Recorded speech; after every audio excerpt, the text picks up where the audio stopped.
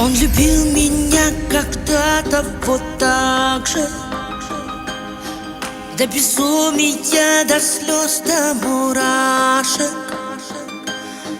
И горела постель огнем, и чужие мечты о нем были пусты.